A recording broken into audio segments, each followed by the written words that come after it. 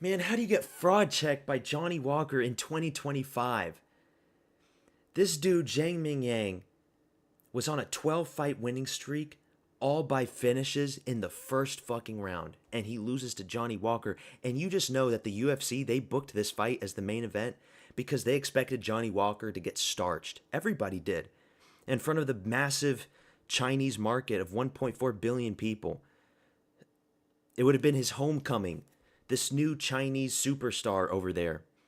I'm sure he was already popular beforehand, but now he would have been super popular. And Johnny Walker, with his autism, with his special needs, completely silences the entire crowd. That audience was so quiet after he fucks up Zhang Mingyang. Honestly, I got this pick wrong. Most people got this pick wrong.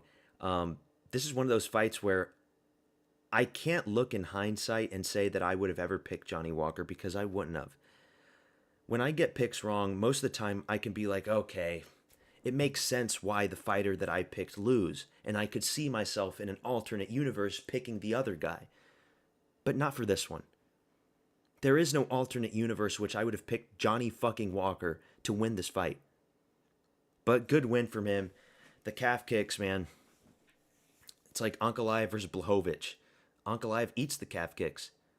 And Ankalaev, that's what makes him such a good fighter, because once he's getting his leg chewed up, he goes for takedowns, and he takes down Blachowicz, but it was too late for Zhang. It's like one big leg kick, and then you saw him when he was stepping over, his leg was just screwed. Johnny Walker, I can't be excited for Johnny Walker, because who's he going to fight next? A lot of the guys that are above him on the rankings, he's already been knocked out by. Volkan Oezdemir, Jamal Hill. He lost to Nikita Krylov. Like, I was looking at that, okay, maybe they do Nikita Krylov. But no, wait, he lost to him a long time ago by decision. But they might do a rematch, I don't know. As for Zhang Mingyang, who should he fight next? Either Nikita Krylov himself or Dustin Jacoby. Dustin Jacoby is going to be a tough fight for him, though, because Dustin Jacoby's a kickboxer, and now he knows the weaknesses. Those big, juicy Chinese calves are going to be big targets from here on out. Let's move on. I don't want to think about that main event. Brian Ortega versus Sterling. Good win from Sterling. I'm so happy Sterling won. He came in prepared. He came in weighing in as he should have. Brian Ortega, very unprofessional. Never put Brian Ortega in featherweight again, please. We don't want to see that anymore. Aljamain Sterling beat up a lightweight Brian Ortega. Popped him with the jab, got him with the spinning elbow, took him down, became a human backpack. Remember, he's a champ. We all hated him after the first Petr Yan fight, but now he's a champ. You know, he has cemented himself as a good fighter against Movsar Evloev, dominates Calvin Kattar, beats Brian Ortega. He's a good fighter. He's a good fighter. You can't doubt these Jamaicans. Jamaican sensation. You know, the titanium BBC. He's got a titanium BBC. He got kicked in the nuts by Brian Ortega. He eats it. He doesn't care. He doesn't call a timeout. He continues going. And, you know, it's sad that he's like, what, 36, 37? He's only got a few fights left. But I wish him all the best from here on out. Good win from Sterling. We move on. Pavlovich versus Waldo Cortez Acosta. Unfortunately, this fight went the way that I thought it was. Pavlovich, he's still shy. He's gun shy. He's timid. He's not the confident white Ngannou anymore. He's not the white gorilla anymore. He's not the Mayo monkey. He's not the white devil. He's not the guy anymore, man. And I don't know what's going to happen to him from here on out, because he lost to Aspinall. He lost to Volkov. Maybe he fights Cyril Gane after he loses to Aspinall, or he fights Almeida after he loses to Aspinall. I don't know. Waldo, though, Waldo's such a horrible fighter. Like, good chin. You got to admit, he's got a good chin. But the striking. Did you see? I think it was in round 3. He was like flailing these weird overhands, going nowhere. It was so bad. And I knew, because of the 6-inch reach disadvantage, that he wasn't going to out-jab him. He wasn't going to outstrike him. The fight went exactly as I expected it to go. I did expect maybe there would have been a knockout. Maybe Pavlovich would have done his lead uppercut that he likes to do against Curtis Blades, Shamil Abdurrahimov, Maurice Green. That lead uppercut was money for him because he's got such long arms. He can like go from distance and just like pop it in such a weird angle, and it's knocked dudes out before. And it would have been good against Waldo's high guard, but way too cautious. The Aspinall knockout fucked him up, man. He's never going to be the same. You'd have thought he would have changed by now, against the Rosenstrike fight, now against Waldo, but he's still the same. It's like when I see him fight now, I'm not going to be hyped anymore. I'm not going to be expecting a knockout. I'm just going to be expecting a droid-like performance. He's going to stand there, be a Lerone Murphy type of guy. Well, I can't say Lerone Murphy anymore because he just got the knockout against Pico, but he'll be like a Leon Edwards type of guy now. A droid. Heavyweight droid. Not exciting. Still a ways away for a title shot. But, yeah. These next three guys, Sumaderji, Tailake, Masha, like, this is going to sound bad and racist, but I get these guys confused up. I get them mixed up because they all look very similar. I don't want to talk too deep about these fights because I don't really care about them.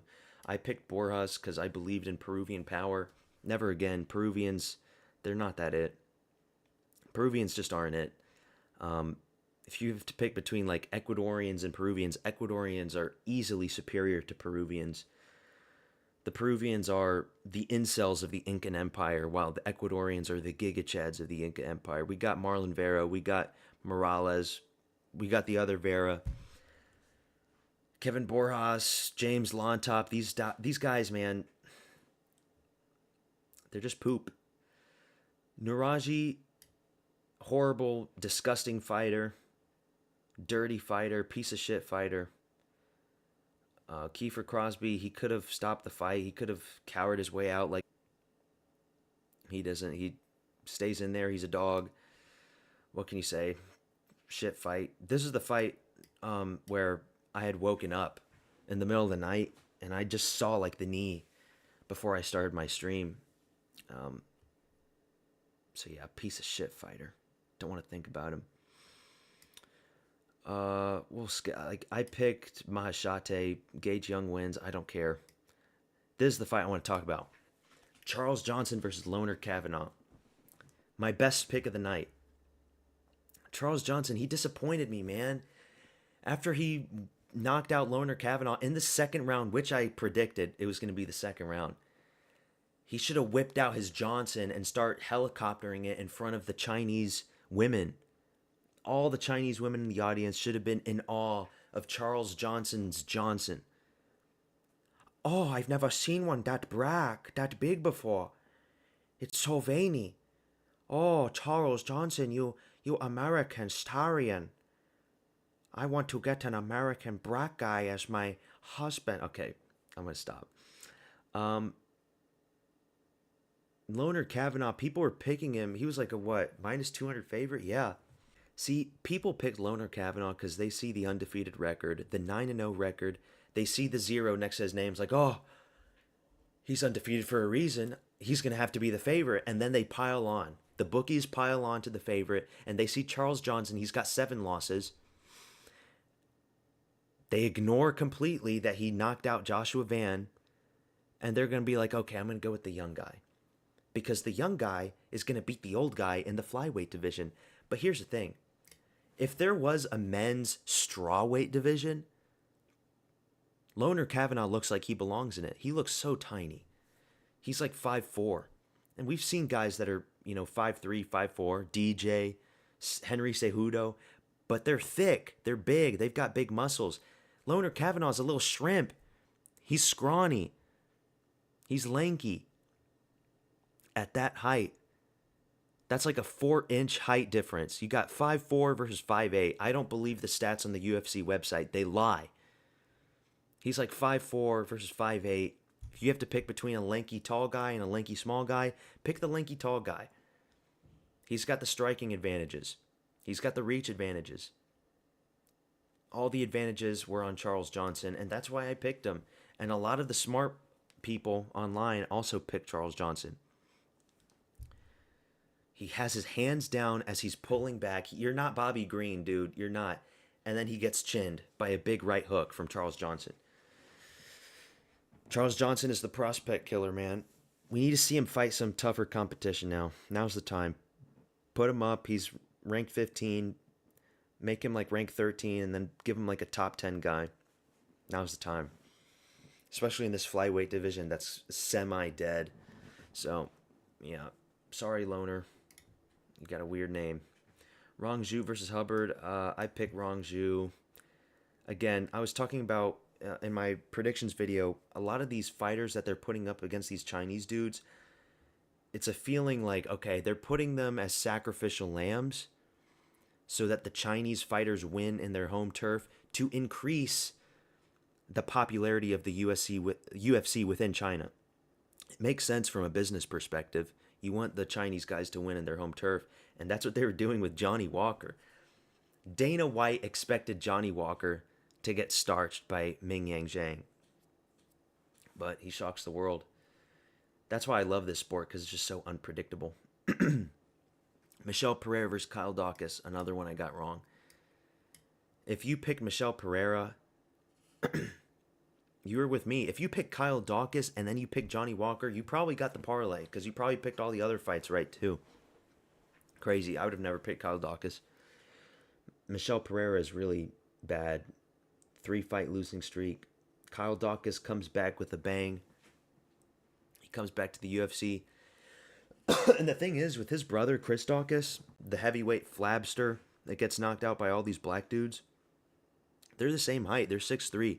They have the same frame. Chris Dawkins should have never been fighting at those weight classes.